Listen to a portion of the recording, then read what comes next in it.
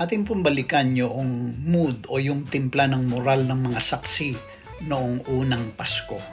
Ang sabi po ni Luke, "And the angel said unto them, Fear not, for behold, I bring you good tidings of great joy, which shall be to all people." So dito makikita natin that the first mood of the first Christmas ay from fear, it became great joy. Chapter 2 verse 13 and 14, ang sabi po, "And suddenly there was with the angel a multitude of the heavenly host, praising God and saying, Glory to God in the highest, and on earth peace, goodwill toward men."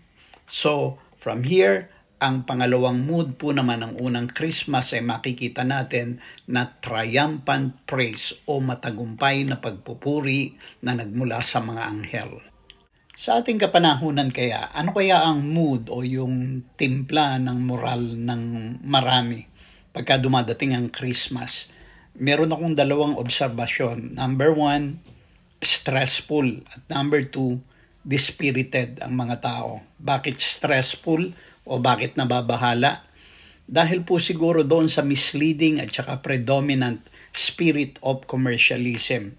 So, pwede po ba wag nating sabihin at wag nating ideklara o iproklama sa ating mga sarili at saka sa iba na this Christmas is sad because I cannot buy what I want.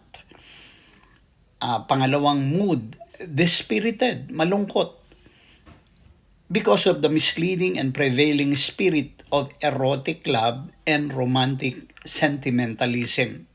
Again, pwede po ba wag nating sabihin, wag nating i-affirm o pagtibayin sa ating mga sarili at saka sa iba na I have a blue Christmas because I'm without a partner. Alam po ninyo, for hundreds if not thousands of years, itong mga mood na ito have successfully competed with the original spirit of Christmas. Sana napunta yung great joy at saka yung triumphal praise.